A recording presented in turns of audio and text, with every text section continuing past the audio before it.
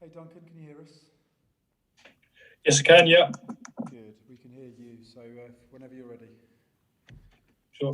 Hi, Warren. Commiserations. Can you just please sum up your disappointment of going so close?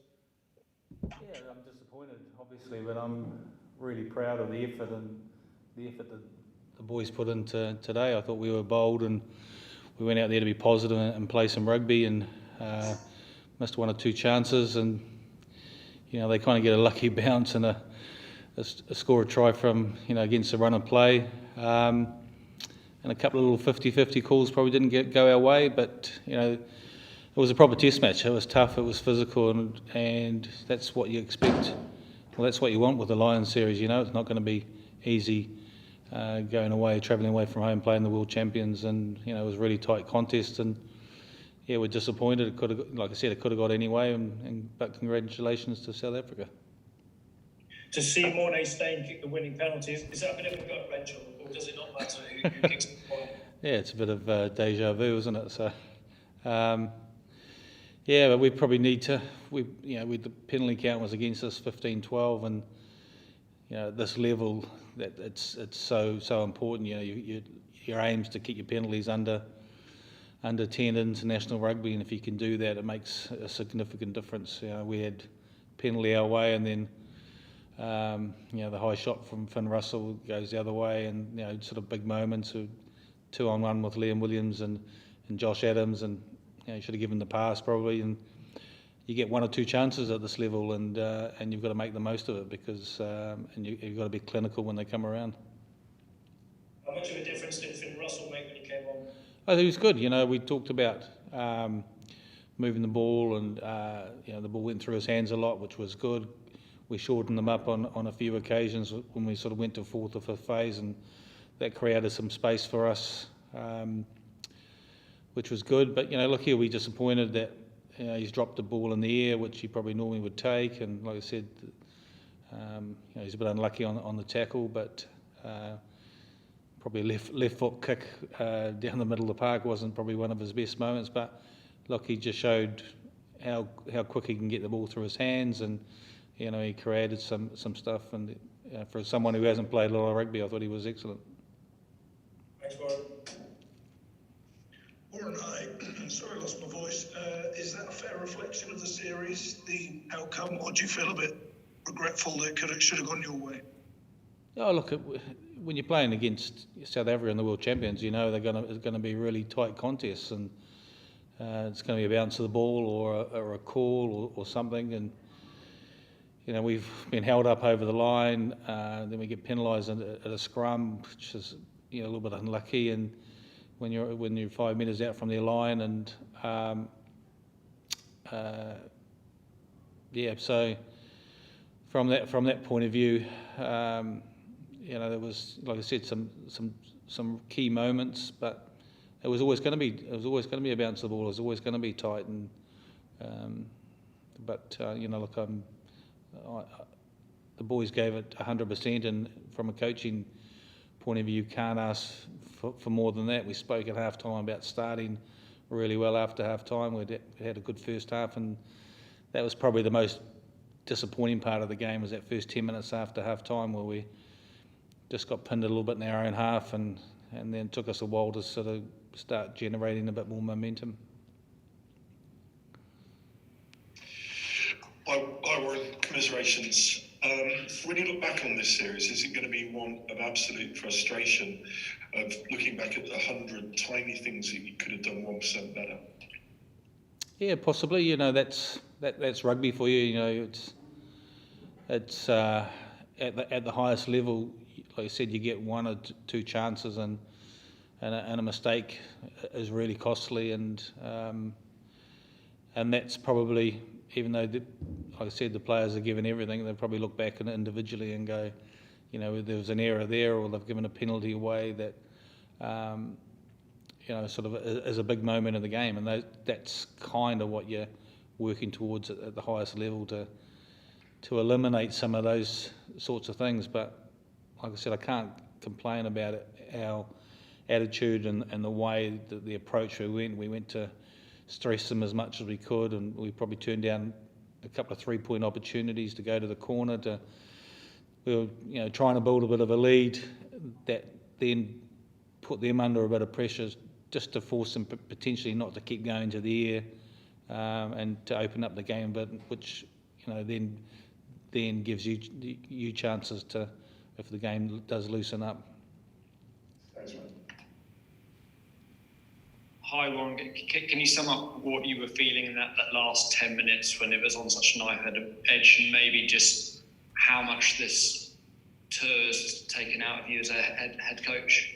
Yeah, it hasn't taken anything out of me. It's been a tough series. It's been exciting, and those are the sort of things that you want to be involved in. And it's 16 all. Kind of reminded me. I was thinking it reminded me a little bit of the World Cup semi-final. It's kind of you're thinking you got to stay in this, and someone's going to get an opportunity towards the end of the game. And unfortunately, we're the ones that have been penalised and have conceded 3 points. So that's the kind of thing you just got to stay, be very, very clear in terms of that, and potentially play a bit of territory. Wait for a chance, because you are going to get a moment in those last few minutes when the game's so tight, and they were the team that got that.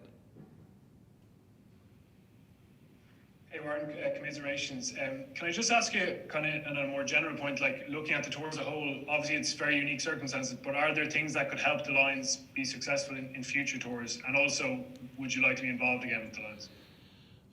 In terms of the involvement, there's a lot of water under the bridge in terms of 4 years. A lot of things can happen in that time. I've loved my time with the Lions, and I don't think there's anything different. It's just about continually said about the Lions would need to go and talk to the clubs and the unions as well about just having that preparation time, that adequate preparation time to go on a tour, because you're playing away from home, normally with a lot of travel, a lot of expectation. You're putting a team together in such a short period of time, and there's a lot of expectation to win a series. And so, we get, as the Lions, when you're putting the best players together from the Northern Hemisphere, we get less preparation than the national teams do when they go on their own tours. So, it's a common theme. I've been continually saying it, and hopefully within the next 6 months that they can hopefully iron that out, and we can get the schedule for 4 years tidied up in terms of when finals are on, so that you can get the whole squad together for a couple of weeks before you go on tour, and that would significantly make a lot of difference in terms of helping your preparation. Cheers, safe on. Hey Warren, Murray kind of asked my question, but just a bit more personal side. What's next for you? And you said there's a lot of water under the bridge between now and 4 years, but does this kind of leave an itch for you to stay involved with the Lions, or have you kind of already rounded that off in your head? Yeah, look, it's something that I'll reflect on. I think, I'm incredibly proud of my involvement and been very, very fortunate. So I'm very passionate about the Lions. So I fly back to New Zealand tomorrow, and then start thinking about my roll back with the Chiefs. A long flight, and then 14 days isolation in a hotel. So that's the least of what I'm looking forward to doing, which is going to be tough, because having been in isolation already for the last 8 weeks. So it's another challenging couple of weeks ahead. And I think at that time on my own, it'd be a good chance to think about what's the next chapter of my life's going to be. I'm not someone who plans too far ahead. I'm a great believer in what will be, and other things will be on the horizon, hopefully in the future, and other opportunities, and what that will be, I'm not sure. I definitely haven't got any long-term plans, and it's just a bit of wait and see. But things about Lions tours is that they are so intensive, not just for the players but all the staff and everything. So everyone needs a little bit of a break to refresh and to clear their minds, and then start thinking about what happens next.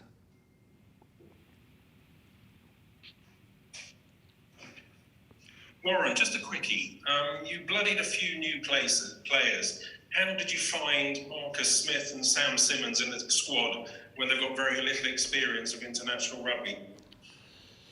Yeah, I think I just hope that they've learned a lot from this tour, not so much from playing, but just from the other players around them in terms of the top players in the squad, in terms of their professionalism and the way that they train, all the extras they do, their recovery. So I think they definitely would have benefited from that. I think Marcus Smith is going to be a superstar in the game. I think he's incredibly talented. If he was probably at any other of the four home nations, he would have definitely been playing international rugby by now. And hopefully he gets that opportunity going forward, because he's definitely got an incredible amount of talent, and there's probably some other players that haven't been involved, but their experience from this will hold them in really good stead.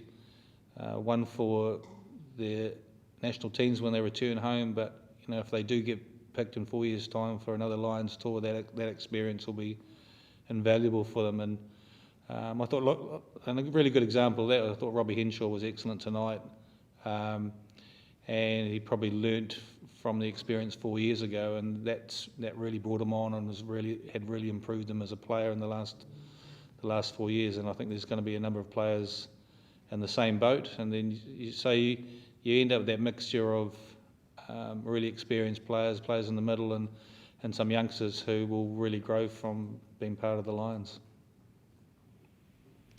Thank you. Okay, last one. Hi Warren, I was going I suppose before we all sail off for the next 4 years, before this all disappears into the wilderness and we get back to the normal goings on, just, you've touched on it already, just kind of looking, as you said, you were talking about sorting out the fixtures and sorting out everything over the next few years. Just, can you put into words how important it was for the Springboks to win today, and how disappointing it is for you to lose? Just in the grand scheme of things, in terms of world rugby, just how important is the Lions to professional rugby in this day and age? I think if you talk to anyone, you talk to the players that are involved, and that's the Lions players, and you talk to anyone from the Southern Hemisphere.